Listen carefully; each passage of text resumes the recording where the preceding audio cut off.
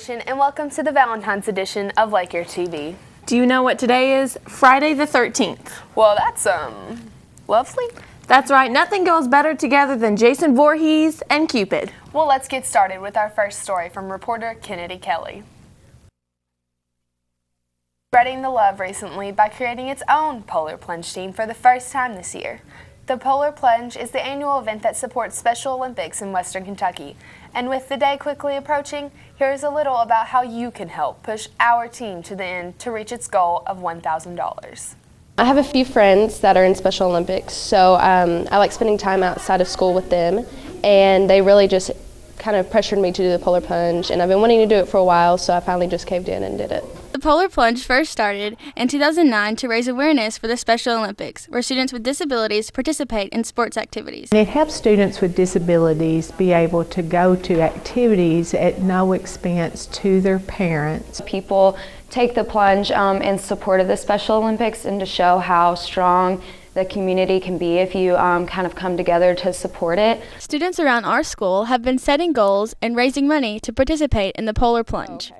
My personal goal is $75, and I have about $25 to go. The overall goal for Polar Plunge is $115,000, and we've raised about $32,000. The Western Kentucky Plunge returns to Kentucky Dam Village on February 21st, where more than 800 people are expected to return to the park and make an impact on their community. I challenge everyone in Calloway County High School to make any kind of donation, because you don't have to jump and you don't have to run the 5K. You can just simply make a donation to Polar Plunge. The love doesn't stop there with the Polar Plunge team. The Calloway County FFA chapter is hosting a Can the Cab food drive that you can help with. Here's what you need to know about to help put food on the table for a family in need. We are live in front of Calloway County High School, standing feet away from this very large red tractor for Can the Cab. I'm here with Delissa Green. What can you tell us about this? Well, this year the region decided to have each chapter do a can drive for their FFA chapter, and so we decided to do Can the Cab just because it's kind of different.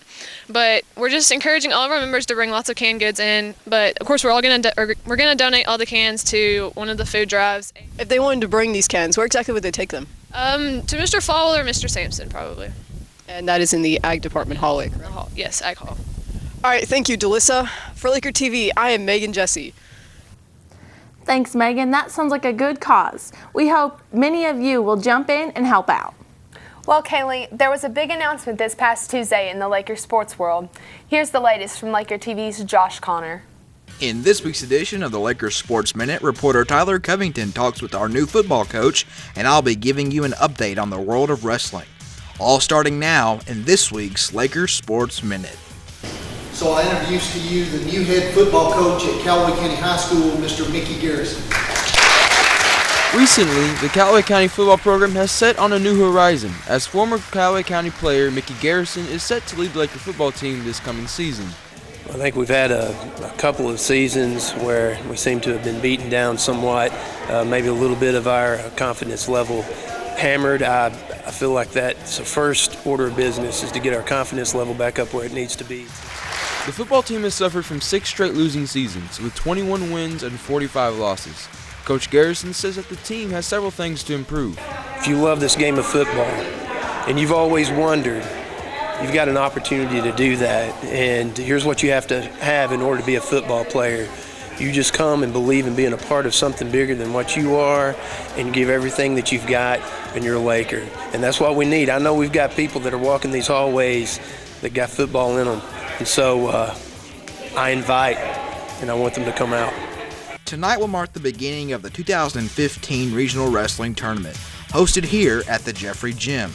The matches will begin tonight and continue through tomorrow. So if you're interested in watching some of the best wrestlers in our region go head-to-head, you're invited to come out tonight and cheer on the Lakers. That's all for this week's Sports Minute. For Laker TV, I'm Josh Connor. And while that regional wrestling tournament is going on tonight, Laker basketball travels to Marshall County this evening for a girls and boys doubleheader. And after a short night's rest, the basketball team swing right back into action on Saturday afternoon over at Murray High. The girls play Caldwell County at 2:15 and the boys play Madisonville at 4 o'clock. Don't go anywhere. When we come back, you'll hear a compelling message from the survivor of a terrible school shooting incident. But first, some Valentine's Week advice on romance from our very own Dr. Love.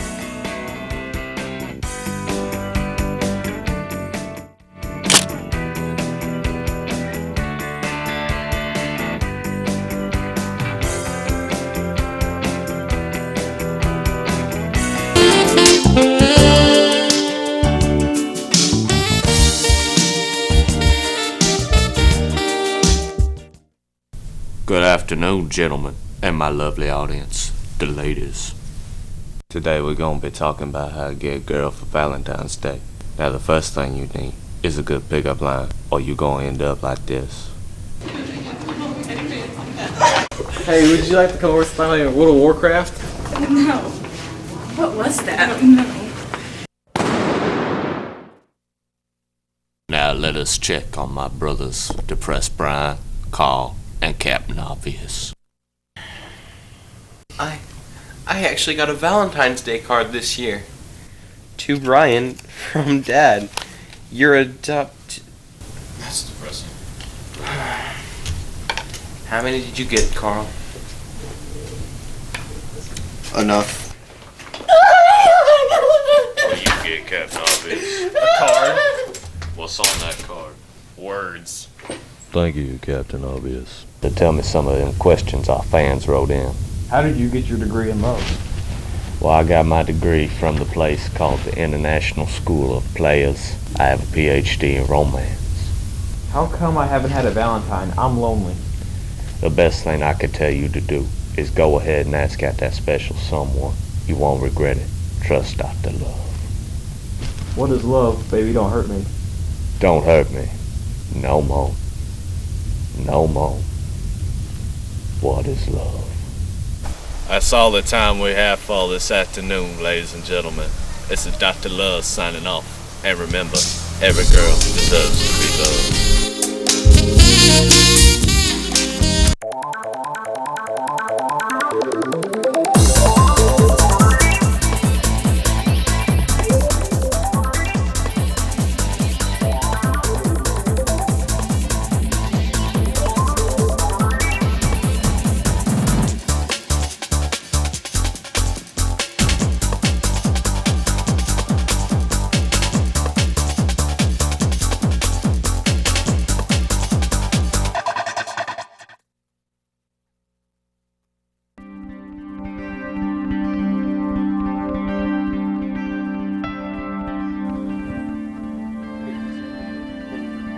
On December 1st, 1997, Michael Carneal, a 14-year-old Heath High School student, opened fire on a school prayer group, killing 3 of his peers and injuring 5 others.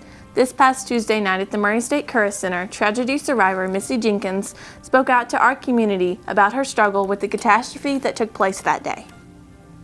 The very first thing I saw was a girl get shot in the head and fall down to the ground.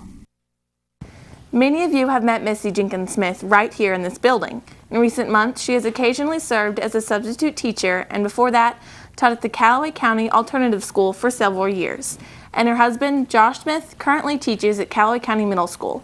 In her speech Tuesday night, she emphasized to the audience the importance of speaking out against bullying and the long-lasting influence that we can have on others. I said watching these kind of things happen, watching around me, and my stance on it was I would back away and be like, okay, it's not me, it's them, and I'm going to ignore it, and I'm going to go over here and pretend like it's not happening, because if I intervene, then I'm going to get involved, and I might get made fun of. And unfortunately, I thought that way. But we need kids to understand that they need to tell, that it's not tattling, that it's not snitching, none of those things. Because if somebody would have done something, maybe I would still be walking. Maybe the girls would still be alive, and maybe what happened at my school and the surrounding communities would have never happened. Missy is now speaking full-time all across America and is the author of an award-winning book called I Choose to Be Happy. If you would like to learn more about Missy Jenkins' story or purchase her book, you can go to her website at www.missyjenkinssmith.com. The annual beta-hosted Callaway Idol is taking its beginning stages with auditions coming up this Wednesday and Thursday. Be sure to sign up for your audition time on Miss Barrow's door. You will be given 4 minutes to perform and don't be late to your audition time. Musicians, we wish you good luck with your auditions, and students, be prepared to bring in your admission money for the big day on February 27th. What do you know about state government? Can you even name Kentucky's current governor? A group of CCHS students traveled to the state capitol earlier this week to deepen their understanding of how legislative process works here in the Commonwealth. Leadership Tomorrow went to Frankfort this Monday and Tuesday to be pages for government officials. Now, what is a page exactly, Logan?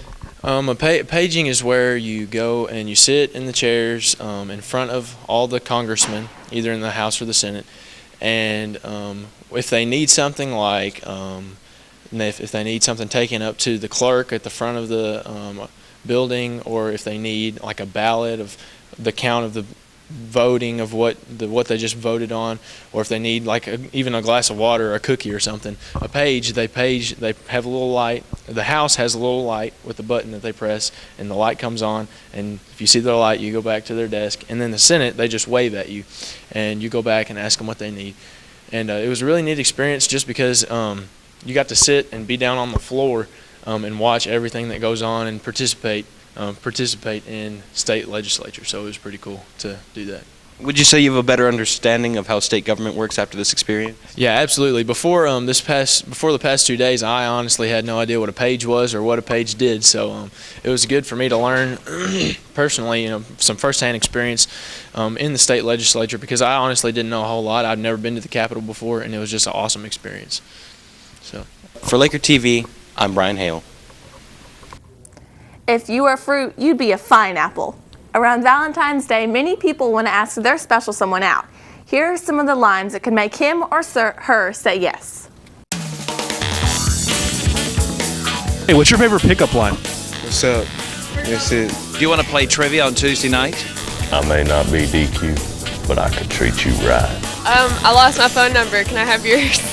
Hey, did it hurt when you fell from heaven? My favorite pickup line, I made it myself, is, are you from Florida? Because the only thing hotter than the sun is your eyes. We're studying important history dates.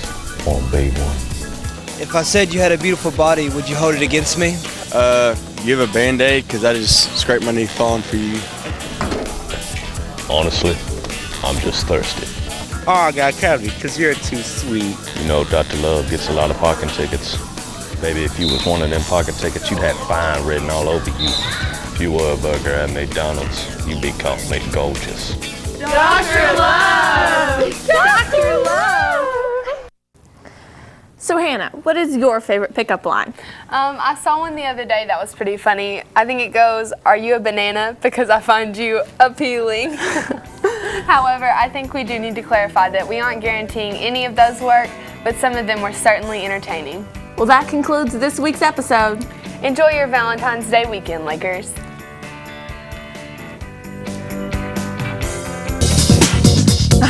Dude, my